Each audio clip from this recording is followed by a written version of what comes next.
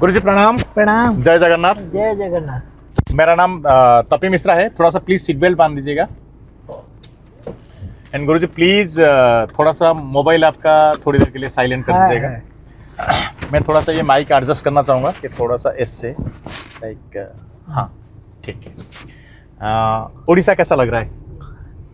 जहाँ भगवान जगन्नाथ माता सुभद्रा और बलभद्र के साथ विराजमान है, उस भूमि का वर्णन शब्दों में नहीं किया जा सकता है। गुरुजी मुझे बहुत मतलब जैसे मुझे पता चला आप उड़ीसा आए हैं, अरे आप कपत्री जी के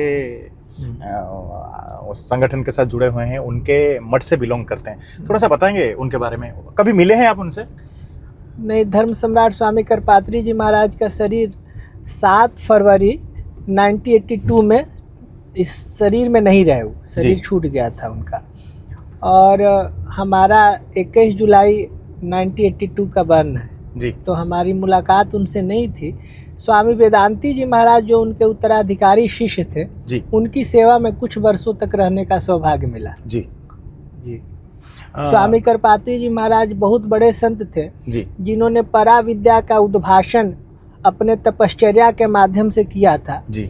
उन्होंने सनातन धर्म की प्रतिष्ठा में बहुत बड़ा योगदान दिया था जी।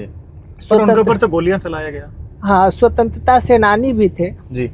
और चोरही चांदनी रात न भावा, जैसे चोर व्यक्ति को शुक्ल पक्ष का जो चंद्रमा है उसको पसंद नहीं होता है, वैसे मिसेस गांधी को स्वामी करपात्री जी महाराज पसंद नहीं थे। Mrs Gandhi means Indira Gandhi ji. Mrs Gandhi माने इंदिरा गांधी जी। जी। इंदिरा गांधी जी ने उन पर गोली चलवाया, इसलिए गोली चलवाया कि वो मांग कर रहे थे कि भारत में गोरक्षा हो, गोहत्या पूर्ण प्रतिबंध हो और सनातन धर्म में जो गाय की महत्ता है उसको संसद के माध्यम से स्थापित किया जाए। यह कानून बने कि अटक से कटक और कन्याकुमारी से कश्मीर में जहाँ भी गोवध हो, गोवध करने वालों को फांसी की सजा हो। इसलिए 7 नवंबर 1966 में उन पर गोली चलाया गया और उनके हत्या करने का प्रयास भी किया गया, जिसके कारण जो इंदिरा परिवार की दुर्दशा हुई, साधु अवज्ञा कर फल ऐसा, जरे नगर अनाथ कर जैसा। जी। इसको आप भी जानते हैं, हम भी जानते हैं। बट मुझे गुरुजी एक बात बताइए, एक गोरक्षा आंदोलन के लिए करपात्री महाराज के ऊपर गोली चला, बट आज के डेट में क्या गोरक्षा मतलब आप लोग क्यों इतने साइलेंट हैं? क्योंकि अभी क्यों गोरक्षा के ऊपर वो आंदोलन क्यों नहीं फिर मतलब आगे डेवलप नहीं हो रहा? देखिए, हम लोग कभी भी साइलेंट नहीं है। हर 7 नवंबर को हम लोग जाके दिल्ली में कभी कॉन्स्टिट्यूशन क्लब चाहे अन्य जगहों पर हम लोग गोरक्षकों को जो शहीद हुए थे उनको जिनकी हत्याएं हुई थी उनको श्रद्धांजलि अर्पित करते हैं और समय समय पर सरकार से अनुरोध करते हैं कि वह ऐसा प्रयास करे कि गोरक्षा पूर्णतः प्रतिबंध हो। और यह भी हम देखने को मिल रहा है, भाजपा शासित के लगभग 95% राज्यों में गो हत्या पूर्ण प्रतिबंध है। मेरे राज्य में तो नहीं है। हम ये नहीं जानते हैं कि यहाँ है कि हमने ये कहा कि 95% राज्य में प्रतिबंध है। उत्तर प्रदेश में पूर्ण प्रतिबंध। मुझे खाली इतना लगता है कि अगर आज के डेट में हिंदू कहीं सुरक्षित है तो मुझे लगता है खाली उत्तर प्रदेश में सुरक्षित है। बाकी तो मुझे नहीं लगता कि और जितने भी भाजपा शासित राज्य हैं वहाँ आई डोंट थिंक हिंदू सुरक्षित है। वो जैसे थे वैसे ही है, वो कांग्रेस गवर्नमेंट में जो जैसा है चाहे वैसे ही है। मतलब कुछ एक्स्ट्रा ये नहीं कि अगर हाँ बीजेपी या हो गया तो थोड़ा सा जो उस टाइम इतना लड़ाई लड़के उन्होंने कुछ ये करके कुछ किए हैं उनको कुछ एक मिले, उनके दाबी को करें। बाकी यूपी को छोड़ के बाकी कोई स्टेट पे कोई मतलब ऐसे दिखने वाला वो है नहीं। देखिए, यूपी का जो चेहरा है एक योगी के रूप में है जी, और योगी जी का जो मठ रहा है परंपरा अनुसार बहुत ज्यादा मुखर रहा है जी। तो उसको हम यह जरूर समझ रहे हैं कि उत्तर प्रदेश में योगी जैसा शासक है और उत्तर प्रदेश सुरक्षित है। परंतु अगर मध्य प्रदेश और गुजरात की बात करें तो वह भी अछूता थोड़े है कि हिंदू ये कहिए कि मुख्य रूप से प्रस्तुत करने वाला कोई भगवाधारी मुख्यमंत्री के रूप में प्रस्तुत नहीं है, इसलिए हम कह रहे हैं कि वो नहीं है। परंतु हम तो कल दिल्ली से आए, उसके पहले हम गुजरात में थे, उसके पहले हम मध्य प्रदेश आदि में घूमते रहते हैं, तो हमको देखने को ये जरूर मिलता है कि कोई आपके घर और आपके गाड़ी में डीजल और भोजन की थाली परस के तो देगा नहीं, परंतु मनोस्थिति जो है हर हिंदुओं को अपने मान बिंदुओं पर केंद्रित होने के लिए मजबूत और सशक्त के रूप में देख रहा है और ये अपने आप को महसूस कर रहा है कि हमारा जो मुखिया है, हिंदुत्व के भावना से ग्रसित है और हिंदुत्व का चेहरा है, इसलिए हम अपने आप को डेमोलाइज न होकर सशक्त रूप में प्रस्तुत करें। उड़ीसा में तो मैं आपको उड़ीसा के बात बताऊं, उड़ीसा में अभी जितने लीडर्स हैं जो स्टेट गवर्नमेंट में हैं, मुझे नहीं लगता कोई एक ऐसा लीडर है जिसका हिंदूवादी फिगर, एक दो लीडर हैं, सुकांत पाणिग्राही जी जो एमपी हैं कला कंधमाल के, वो एक दो प्रताप षडंगी जी हैं, वो भी एमपी हैं, बट जो राज्य में जो एमएलएज हैं, मुझे नहीं लगता आज के डेट में उड़ीसा में कोई ऐसा लीडर है जो हिंदुत्व की बात थोड़ा सा चौड़ा होकर बोल रहा हो, हिंदुत्व के लिए खड़ा हो, हिंदू के लिए खड़ा हो, ऐसा कोई चेहरा तो अभी फिलहाल नहीं है। देखिए, चेहरा अलग अलग तो होता नहीं है, और यहाँ जब चुनाव हुआ तो कोई ऐसा चेहरा प्रस्तुत नहीं किया गया जिसको हिंदूवादी माना जाए। इस सबका लीडर सबकर मत खगनाए के यहाँ करिए राम पद पंकज ने है, तो हम देखते हैं कि पूरा बीजेपी का जो चेहरा केंद्र में बैठा हुआ है वही हिंदुत्ववादी है। उन्हीं को आपको ऐसा क्यों नहीं लगता आज अगर उड़ीसा में भी बीजेपी का सरकार बना है तो वो सिर्फ वही चेहरा को देख के ही बना है? नहीं, तो हमने तो आपसे यह कहा ही कि हमने ये नहीं कहा कि यहाँ कोई चेहरा प्रस्तुत करके सरकार बना। पूरा ऊपर से नीचे तक जहाँ चुनाव होता है कहीं कहीं छोड़ के एक ही चेहरा प्रस्तुत किया जाता है, माननीय नरेंद्र मोदी का, और पूरा देश जो है उनके चेहरे पर विश्वास करता है और कहता है कि नहीं, हिंदू और हिंदुत्व के इतने बड़े ठेकेदार और इतना मुखर चेहरा कोई हो ही नहीं सकता है। तो किसी एक व्यक्ति पर केंद्रित हो जाना कि ये करेगा और राज्य की बात करना, हमको लगता है कि जब हमारा मुखिया ठीक है, हमारा मुखिया सशक्त है और हमको संचालित करने वाला संचालक सशक्त है, तो फिर आधिकाधिक विषयों पर एक एक व्यक्ति से चर्चा करना व्यर्थ हो जाता है। आप कपादी जी के पीठ से जुड़े हुए हैं? हाँ, हम उनके फॉलोअर हैं, हम उनको मानते हैं। और उनके पीठ से भी जुड़े हुए हैं? हम उनके आश्रम में रहते हैं, स्वामी करपात्री जी महाराज जहाँ शरीर छोड़े थे, केदार घाट, तो उसमें हमारा एक कमरा उन ट्रस्ट के कृपा से मिला हुआ है जहाँ हम रहते हैं। अच्छा। जब काशी जाते हैं तो आप जैसे आप भी हिंदुत्व को लेके काफी चिंतित हैं, आप भी बीच बीच में बातें करते हैं, आप भी यज्ञ वगैरह करते हैं, आप भी काफी गो रक्षा के लिए जितने आंदोलन होते हैं उनके लिए, एक हिंदू के रूप में आपने प्रॉब्लम क्या क्या फेस किया? हिंदू होके हिंदुत्व के बात करना क्या आज के डेट में गुनाह है?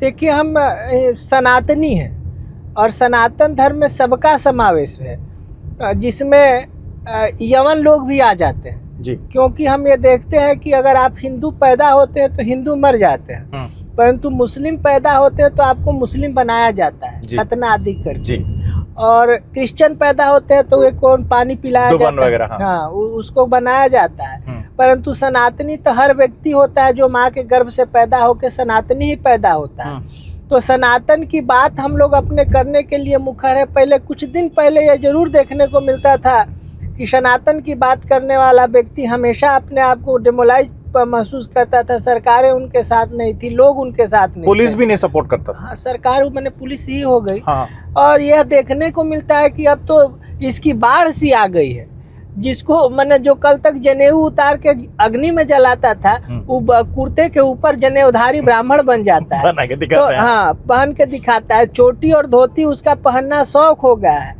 तो अपने आप को अगर प्रस्तुत सही, आडंबर ही सही, परंतु यह तो एक देखने को जरूर मिल रहा है। और हमारा एज 43 होने जा रहा है, जुलाई में हो जाएंगे। आप? हाँ, 43 के। तो 2002 के बाद से हम सक्रिय रूप से समाज के निश्चित मान बिंदुओं को देख रहे हैं। उस समय की स्थितियां क्या थी, अब की परिस्थितियां क्या होगी और आगे क्या होने वाला है, ये सब देखने को मिल रहा है। तो आज हम लोग देखते थे कभी मंडल और कमंडल पर जो राजनीति हुआ करती थी, अब समग्र हिंदुत्व और हिंदू पर आके टिक गई है।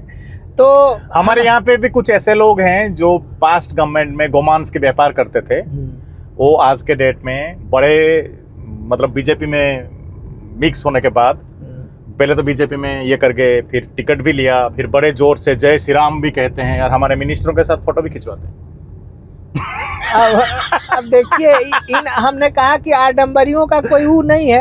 अगर गोमांस निर्यात बंद करके जय श्री राम कहते हैं तो नहीं, वो मतलब गोमांस निर्यात बंद नहीं किया, वो किसी दूसरे के नाम से करते होंगे ना। अभी अपना नाम निकाल दिए। दारू के ठेके, माइंस, गोमांस व्यापार करने वाले आज के डेट में बीजेपी में आके जय श्री राम कह के वो सर्टिफिकेट अपना क्लीन करा लिए। अपना सर्टिफिकेट करे और बीजेपी करे तो इसके लिए हम लोग क्या कर सकते हैं, परंतु ऐसे दुर्दांत अपराधियों को सजाए मौत जो अब भारतीय दंड संहिता में लिखा होगा, कौन देगा?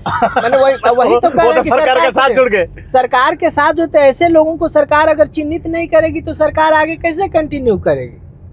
हम लोगों तो गो रक्षकों के पक्ष में बात करना है, गो हत्यारों के साथ अपने आप को थोड़े प्रस्तुत करना। फोटो लिखा जाने से उसका हो सकता है कि बीजेपी उसको माफ कर सकती है, सरकार और संविधान माफ कर सकता है, परंतु भगवान उसको माफ थोड़े करते हैं। सबसे बड़ा संविधान जो भगवान का लिखा हुआ होता है वो होता है। हम लोग देखते हैं कि बड़े बड़े लोग अध्यक्ष बनने जाते हैं तो अध्यक्ष कोई दूसरा बन जाता है, मुख्यमंत्री की दूसरा बनना होता है, तीसरा बन जाता है। तो ईश्वर के से बड़ा संविधान के रचयिता और दंडदाता कौन होता है? उस समुचित और सामयिक दंड देने के अधिकारी होते हैं। गुरुजी, जैसे मैंने आपको बोला कि हिंदुत्व के लिए आज के डेट में बात करना भी हो सकता है, जैसे यूपी हैं, कुछ राज्य में ठीक है, लोग सरकार भी सपोर्ट करता है, उड़ीसा में नहीं करता, बट बिकॉज हम लोग उड़ीसा से हैं और यहाँ हिंदुत्व के लिए क्या, यहाँ आप कुछ भी चीज़ के लिए बात करो, मतलब वहाँ पे जो हमारा सिस्टम है वो सिस्टम ऐसा बनाया हुआ है, जो लोग पहले थे वही लोग आज भी डिसीजन ले रहे हैं। गुरुजी, धर्मांतरीकरण आज के डेट में एक बहुत बड़ा मुद्दा है। लोगों को भिन्न भिन्न प्रकार के कुछ लोभ दिखा के, किसी को कोई पैसे का हो, किसी को और कुछ हो, किसी को नौकरी हो, ऐसे करके ये लोग आज के डेट में हिंदू से दूसरे धर्म में दीक्षित करा रहे हैं, जो उड़ीसा में भी एक बहुत बड़े रूप में होता है। कभी आपने इसके बारे में सुना है? आए दिन एक चर्चा आती है कि फलना जगह कुछ क्रिश्चियन कम्युनिटी के लोग जाते हैं और धर्म परिवर्तन करा देते हैं। यह सुनने में जरूर आता है। जो आदिवासी क्षेत्र हैं, कम पढ़े लिखे क्षेत्र हैं, वहाँ सुनते हैं कि नन जाती हैं और कुछ ना कुछ करके आते हैं। उसके प्रति भी हमारा समाज और हिंदू समाज, सनातन संगठन जागरूक जरूर हुआ है कि वह कुछ करे और निश्चित रूप से प्रयास करके एक अच्छा, मुझे ये बताइए, हम जब दूसरे धर्म को इतने जल्दी कन्वर्ट नहीं कर पाते हैं, हिंदू इतने जल्दी कन्वर्ट कैसे हो जाता है? देखिए, हिंदू बहुत सीधा जात है, कम्युनिटी है, और हिंदू जो होता है अपने आप को समावेशी सोच का रखता है। ओके। और समावेशी सोच में सबका समावेश हो जाता है, चाहे वो कोई भी व्यक्ति हो, आप हो, हम हो, सब हो। और कभी ये नहीं कहता, आपने ये सुना है कि हिंदू ने मुस्लिम को हिंदू बना दिया, ये कभी नहीं सुना होगा। वो सोचता है कि जितना आज से मुस्लिम से लेके क्रिश्चियनिटी जितना उसका एक जन्म का आधार जरूर माना गया, परंतु 4,32,000 वर्ष पहले भगवान राम इस धरती पर आए, तो उनसे लेके आज तक टूटते गए लोग, एक एक बौद्ध कुछ लेके निकल गया, आर्य समाज कुछ लेके निकल गया, जैन वाले कुछ लेके निकल गए, परंतु हमारा हिंदू इतना बड़ा है कि वो सबको अपने आप में समाहित रखता है। और समय समय पर जब हिंदू जागता है तो महाराणा प्रताप और ऐसे योद्धा निकल के जरूर आते हैं, शिवाजी छत्रपति जैसे महाराज जरूर निकल के आते हैं जी। और शंकराचार्य भगवान इस धरा पर जरूर पैदा होते हैं, जो पूरे समाज को फिर समग्र हिंदुत्व की स्थापना करके और इस धराधाम से प्रस्थान करते हैं। गुरुजी, मुझे शंकराचार्यों के बारे में कुछ जानना है। शंकराचार्य जी जो होते हैं, जैसे एक शंकराचार्य जी हुए हैं जो अभी कुंभ को भी लेके क्वेश्चन किए थे, जिन्होंने कुंभ में जो एक भगदौड़ हुआ उसके लिए भी क्वेश्चन किया था, उनका नाम मेरे को याद नहीं आ रहा है। ये क्या वो सच में शंकराचार्य जी हैं? एक निश्चला, मतलब एक तो हमारे पुरी में है। टोटल शंकराचार्य जी कितने हैं? निश्चलानंद सरस्वती जी महाराज जो पुरी के शंकराचार्य, हाँ, वो तो हमारे हैं जी। मतलब मैं ये कह रहा हूँ, एक ऐसे शंकराचार्य जी है ना जो बोलते हैं, वो या थोड़ा सा अखिलेश यादव के फॉर्म में बोलते हैं, हमेशा समाजवादी की पार्टी के चक्कर में रहते हैं, कुछ ना कुछ उल्टा पुल्टा बोलते रहते हैं। देखिए, हमारे यहाँ 4 पीठे हैं, ओके, जो आदि शंकराचार्य जी ने बनाया था। हाँ। और एक पीठ धर्म सम्राट स्वामी करपात्री जी महाराज ने उसका वो किया था, उद्धार किया था। ऊर्ध्व मनाए पीठ, जिसको सुमेरु मठ वाराणसी में हम लोग मानते हैं, जिसका उद्धार स्वामी करपात्री जी महाराज ने किया था।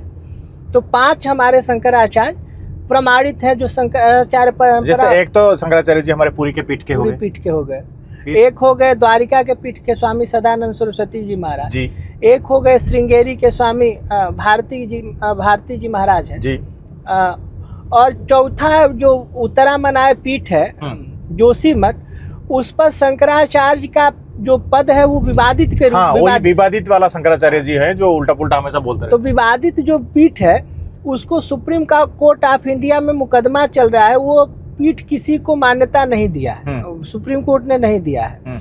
और संविधान के अनुसार हम सुप्रीम कोर्ट के दिए हुए निर्णय के अनुरूप ही अपने आप को प्रस्तुत करेंगे। अच्छा, शंकराचार्य जी बड़े होते हैं कि सुप्रीम कोर्ट बड़ा है? देखिए, शास्त्रीय दृष्टि से अगर ये देखा जाए तो शंकराचार्य सबसे बड़े होते हैं, परंतु हम एक भारत में रहते हैं और भारत में एक संविधान और सुप्रीम कोर्ट में है, जो सुप्रीम कोर्ट के अगर हम लोग सुप्रीम कोर्ट के नहीं मानेंगे तो फिर आप और हम यहाँ बैठ के आप हमको गोली मार देंगे और हमारा कुछ ना हो। अच्छा, एक बात बताइए, धर्म बड़ा है या संविधान बड़ा है? देखिए, सबसे बड़ा हमारे दृष्टि में धर्म सबसे बड़ा है, परंतु संविधान की भी अपनी एक मान्यता है जिससे देश चलता है। ठीक है, देश चलता है जी, तो धर्म से देश नहीं चलता? बिल्कुल चलता है, धर्म से ही देश चलता है, परंतु संविधान को जो बनाने वाले हैं, चाहे संविधान में भी सबकी गहरी आस्था है, क्योंकि वह भी एक धर्म है जो देश काल परिस्थिति के अनुसार बना के उसके विषयों पर चलने का एक प्रावधान प्रस्तुत किया गया है। धर्म, जैसे मैंने आपको बोला, शंकराचार्य जी जैसे पीठाधीश हैं, एक धार्मिक व्यक्ति हैं, एंड हमें हमारे धर्म के हिसाब से ये हम मानते हैं कि भगवान के अवतार हैं जी। शंकराचार्य जी जो पीठाधीश होते हैं, तो उसी हिसाब से क्या भगवान के अवतार सुप्रीम कोर्ट से छोटे हैं? हमने ये नहीं कहा कि सुप्रीम कोर्ट से छोटे हैं, हाँ। परंतु जहाँ विवाद का विषय होता है, जहाँ एक पद पर कई प्रत्याशी अपने आप को प्रस्तुत करते हैं कि हम शंकराचार्य हैं, हम शंकराचार्य हैं, जिसका निर्णय लेके शंकराचार्य स्वयं कोर्ट में जाते हैं कि कोर्ट जो डिसीजन देगा हमको मानेंगे, तो फिर उस परिस्थिति में आप और हम कौन होते हैं उस पर मोहर लगाने वाले कि शंकराचार्य कौन होते हैं? जो विषय विवादित सुप्रीम कोर्ट में स्वयं शंकराचार्य उस विषय को कह रहे हैं कि नहीं, शंकराचार्य का मुकदमा कोर्ट में चला है, कोर्ट जिसको निर्णय देता है वो माना जाता है। तो जब तक सुप्रीम कोर्ट ऑफ इंडिया ये डिसाइड नहीं करता है कि कौन शंकराचार्य उस पद्धति के अनुसार इस पर प्रस्तुत होने का योग्यता रखता है, तब तक ना हम उनको शंकराचार्य कह सकते हैं, ना आप शंकराचार्य कहने के अधिकारी हैं। ठीक है गुरुजी, अभी पहलगांव में एक बहुत बड़ा इंसिडेंट हुआ, जो भी हम कहेंगे आतंकवादियों के द्वारा एक हमला हुआ, जिसमें हमारे इतने सारे लोग मारे गए, हमारे हिंदू भाई मारे गए, जिनको पूछ के मारा गया, तुम हिंदू हो कि तुम कलमा पढ़ो, नहीं तो हम मारेंगे।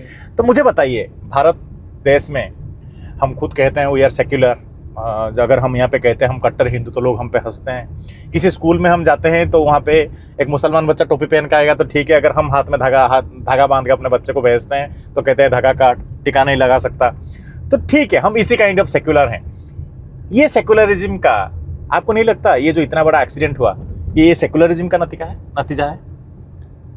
देखिए, सेक्युलरिज्म का नतीजा जिस रूप में प्रस्तुत हो रहा है इसकी हम लोग कल्पना नहीं कर सकते हैं, और यह जो भी होता है यह एक निंदनीय प्रस्तुतिकरण है, चाहे जिस धर्म का लोग जिस धर्म के लोगों के प्रति कर रहा है।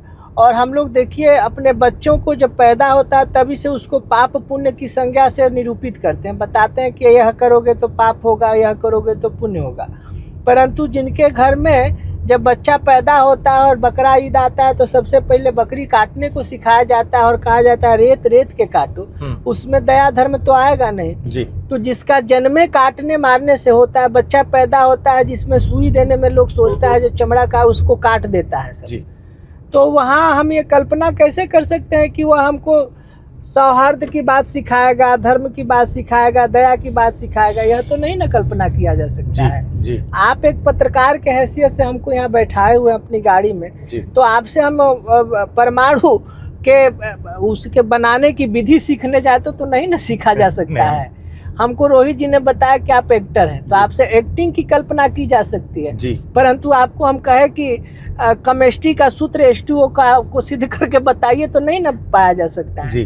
तो जो जिस कम्युनिटी से आता है उसको वही बता सकता है। मछली काटने वाला ये बताएगा कि मछली कैसे बढ़िया से काटा जाए जी। बकरी काटने वाला बकरी काटने की कला बता सकता है जी।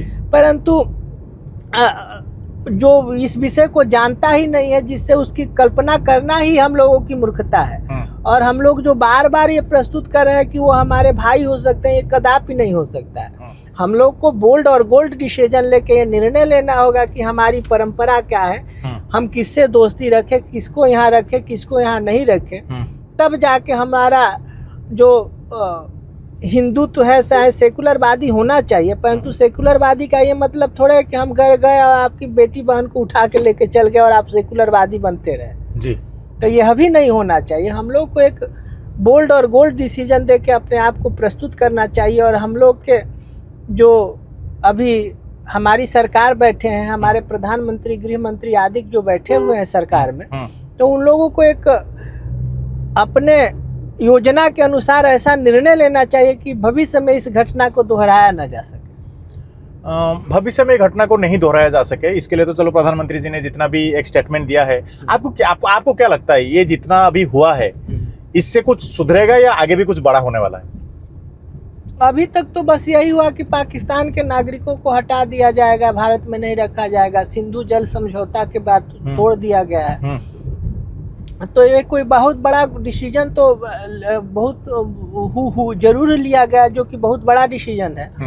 परंतु जब तक और कमर नहीं तोड़ी जाएगी, जो आर्थिक दंड नहीं दिया जाएगा जिससे उनकी कमर पूरी तरह टूट जाए, जैसे अलगाववादियों पर किया गया, उस तरह का प्रयोग जब तक पाकिस्तान पर नहीं किया जाए, उससे बिल्कुल संबंध खत्म कर देना चाहिए। जितने बंद करने, राजदूत बंद होना चाहिए, राजदूत रहना ही नहीं चाहिए दोनों देश। अभी जैसे कुछ लोग ऐसे भी कह रहे हैं कि जब तक इंडिया के मुसलमान को आप सुरक्षित नहीं रखोगे, जब तक इंडिया के, भारत के मुसलमान आतंकित, अगर मुसलमान को परेशान करोगे तो ऐसा तो होना लाजमी है। जैसे अभी रॉबर्ट वाड्रा जी ने बोला, अखिलेश यादव जी ने बोल रहे हैं ऐसे ऐसे चीज। तो ये सब चीज पे आपका क्या है, मतलब आपका क्या कहना? बात फालतू है। अब बताइए, मुसलमान इंडिया में नहीं सुरक्षित है तो क्या पाकिस्तान में सुरक्षित है? तो कलमा, तो आपको क्या लगता है पूरे हिंदुओं को भी कलमा पढ़ना चाहिए कहीं अगर घूमने हम जाएं? बिकॉज हमें भी नहीं पता, हमें पता नहीं, हम घर से बाहर निकले, कोई बोला कलमा पढ़ो नहीं तो मारेंगे गोली। जब तक बोल्ड डिसीजन और गोल्ड डिसीजन नहीं लिया जाएगा तो हिंदुओं को कलमा पढ़ना पड़ेगा। तो आपको ऐसा लगता है कि अभी हिंदुओं का ये आ गया कि हमें कलमा सीख के फिर कहीं जाना पड़ेगा घर से बाहर? मैंने अभी तक तो लोग गए ही हैं, जिसका परिणाम भी देखें आप और हम। गुरुजी, आप उड़ीसा में ये कितना, मतलब आप कितनी बार उड़ीसा आए हैं इससे पहले? हम तो बहुत दिनों से आते हैं, रहते हैं जगन्नाथ जी का दर्शन करें। पूरे आपको उड़ीसा में सबसे अच्छा क्या लगता है? भगवान जगन्नाथ रखते हैं। ऐसे आप रहते कहाँ पे हैं? हम वाराणसी केंद्र है, पूरे देश में घूमते रहते हैं। कभी आप प्रशासन के द्वारा पीड़ित हुए हैं? प्रशासन के द्वारा लाइक अभी नहीं, समाजवादी पार्टी का जब सरकार था, क्योंकि उस टाइम तो शंकराचार्य के ऊपर भी लाठियां बरसी थी। नहीं, कभी आप पीड़ित नहीं हुए? नहीं। कपात्री महाराज के जो पीठ है, उस पीठ का ओरिजिनल काम क्या है, करते क्या है आप लोग नेशन के लिए? देखिए, धर्म सम्राट स्वामी करपात्री जी महाराज का एक ही मिशन था, वेद शास्त्र अनुकूल राज्य और राष्ट्र की स्थापना हो जी। धर्मेण शासित राज्य न चबाधा प्रवर्तते। वो चाहते कि वेद शास्त्र अनुकूल देश हो जी। उन्होंने कहा कि धर्म की जय हो, अधर्म का नाश हो, प्राणियों में सद्भावना हो और विश्व का कल्याण हो। और फिर उन्होंने कहा कि गो हत्या बंद हो और गौ माता की जय हो।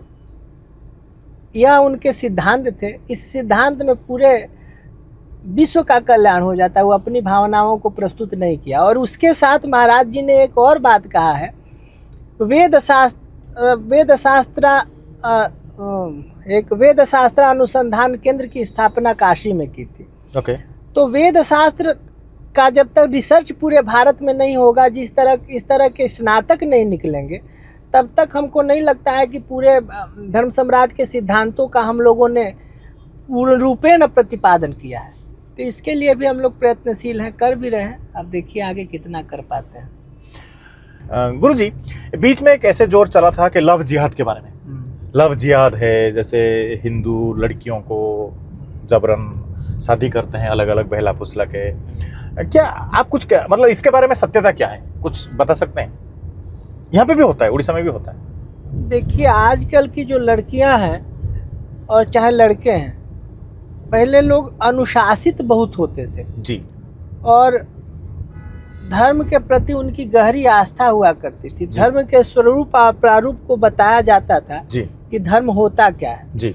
और माता पिता शुरू से इस संस्कार से करके उसको एक मन में भय पैदा करते थे कि किस प्रकार से ये रहना चाहिए, किस प्रकार से नहीं होना चाहिए जी। अगर बच्चे गलती कहीं करते थे पहले समाज में, तो बच्चों के परिवार को पनिश किया जाता था कि तुमने अपने परिवार बच्चों को शिक्षा उचित नहीं दिया है, जिसका परिणाम तुम्हारे बच्चे गलत काम कर रहे हैं। जी। आज इतनी ज्यादा स्वतंत्रता लोगों के मन में भर दी गई है जी। और जो कुपंथ है उसी को सुपंथ बताने का कारण रचा जा रहा है। अभी इसके पहले आप कुछ दिन पहले चलिए जी, 2010-15 के पहले जो फिल्में बनती थी जी, उसमें अश्लीलता की पराकाष्ठाएं होती बहुत थी। ज्यादा। कितना कपड़ा हो जाए, कितना उसको जी। आलिंगन करे, चुंबन करे, इस पर विचार किया जाता था। परंतु एक बाहुबली वाला जो फिल्म था, उसके बाद जो फिल्म बना तो उसमें अभी देशभक्ति वाला एक देशभक्ति और पुराने राजाओं वाला का जो सिस्टम था उसको उसकी पुनरावृत्ति हो गई। जी, जी। और वो फिल्म आ रहा है पूरा हाईलाइट हो जा रहा है। हम लोग अभी एक चैनल देखते हैं कभी कभी जो क्राइम पेट्रोल वाला जगत होता है, तो उसमें उस चैनल में बाद में देखते हैं कि भूतिया सीरियल दिखाता है, भूत संस्कार ये वो जो भी है। तो उसका कारण ये हो गया कि सब लोग उसको से अट्रैक्शन उसका बढ़ गया है, उसको सुनना समझना देखना चाहते हैं जी। और अश्लीलता वाले जो उसका फेज समाप्त हो गया कि इतना वो देख लिया कि उससे लोगों का मन भर गया, वो प्रैक्टिकल में कर लिया है जी। तो अब का जो समाज है, अब का जो सिस्टम है, उसको एक्सेप्ट अब नहीं कर रहा है जी। अब वो पुरानी संस्कृतियों पर जा रहा है। उसी तरह हम और आप जो हैं कुछ दिन के बाद देखिएगा कि लव जिहाद चाहे प्यार और सिस्टम जो है ये सब जहाँ तहाँ खत्म हो जाएगा और पुनः हम लोग अपने उसी रूप में जाएंगे जिस रूप से हम लोग चले थे, जहाँ से निकले थे, जहाँ से शुरू हुआ था वहीं जाएंगे। गुरुजी, ये जो आपने ये बोला कि सिस्टम ये सब चीज, आपको ऐसा नहीं लगता कि जो इंडिया का ओरिजिनल कल्चर है, कुछ लोग कुछ ना कुछ करके इस कल्चर से हमें दूर ले जाने की कोशिश कर रहे हैं? जिसको जो करना है, देखिए उस समय भी जैसे हमारे हिस्ट्री में हमेशा ना जो मुसलमान किंग्स होते हैं ना, उनको बहुत बढ़ा करके प्रेजेंट किया है और हमारे राजाओं को तो इतने छोटे छोटे कर दिए, कुछ राजाओं को तो नाम भी नहीं है, जिन्होंने बहुत बड़े बड़े संघर्ष किए हैं। बड़े बड़े जो स्वाधीनता संग्रामी थे उनके बारे में कुछ हिस्ट्री में मेंशन नहीं है, बट अंग्रेजों के जो छोटे छोटे मतलब यहाँ पे क्या लॉर्ड जो भी होते थे, जो भी आते थे, वाइसराय टाइसराय जो भी, उनके बारे में बहुत बड़ा रिप्रेजेंट करके दिखाया गया है। हम लोग क्या कई इतिहास है जी, हम आपको कुछ इतिहास के बारे में बताते हैं जो हमें पढ़ाया जाता है। मैं पढ़ाने की बात कर रहा हूँ, हम उसी विषय पर जा रहे हैं जी। हम राम की भी कहानी पढ़ते हैं तो वो भी तो हमारा इतिहास है जी। तो राम से बड़ा हीरो हमारे देश नहीं विदेशों में कौन हो सकता है जी। कृष्ण से बड़ा हीरो और प्यार लव पर बताने वाला कौन हो सकता है? ऐसा तो कोई नहीं है। नल दमयंती के प्रेम की कहानी को कौन नहीं बता सकता है जी। एक तो वो इतिहास जो था जिसको हम लोगों ने अभी छोड़ दिया है जी। जिसको वेद पुराण चाहे कपोल कल्पित मान रहे हैं जी। दूसरा इतिहास जो मुगलों का इतिहास जिसकी चर्चा आप कर रहे हैं जी। और तीसरा इतिहास हो जाएगा नेहरू गांधी का इतिहास जो स्वतंत्रता लड़ाई में लड़ा गया, जिसको अभी 150 साल पहले हम लोग छोड़ के आए जी। तो किस इतिहास पर हम लोग फोकस कर रहे हैं पहले ये समझना होगा जी।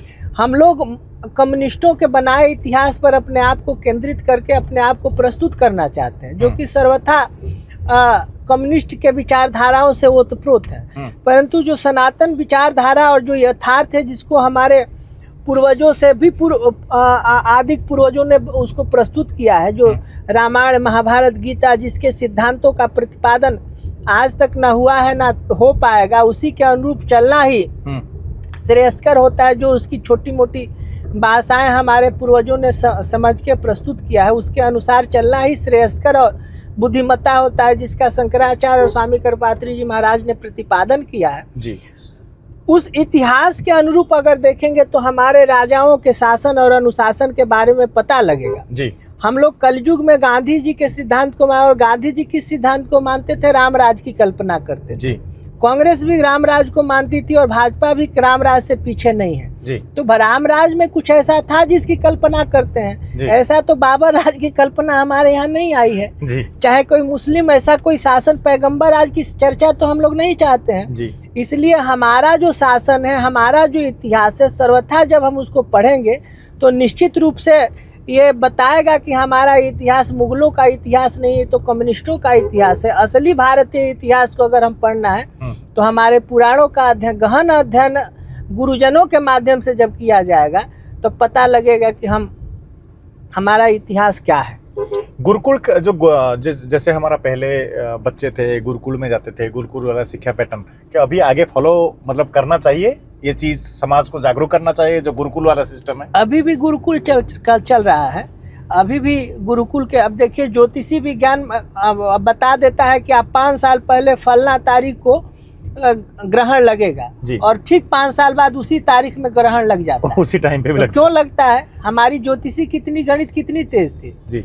हम लोग बता देते थे कि यहाँ से जुग सहस्त्र योजन पर भानु, रामचरितमानस में हनुमान चालीसा में बताया गया कि इतना दूर सूर्य की दूरी है, जाइए नाप लीजिए। तो हमारी जो परंपरा थी उससे बड़ा परंपरा हो क्या सकता है?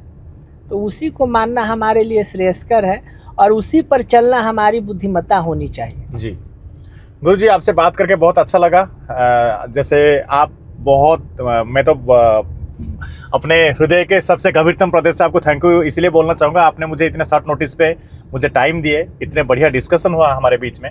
मुझे बहुत चीज़ें जान के मतलब बहुत अच्छा लगा। और सबसे बड़ी चीज़ कपायत्री जी के बारे में मैं जितना भी खाली यूट्यूब से सुना था, कुछ गुरुजियों के मुंह से सुना था, आप उनके पीठ से जुड़े हुए हैं, इसीलिए उसके लिए आपको कोटि कोटि नमन।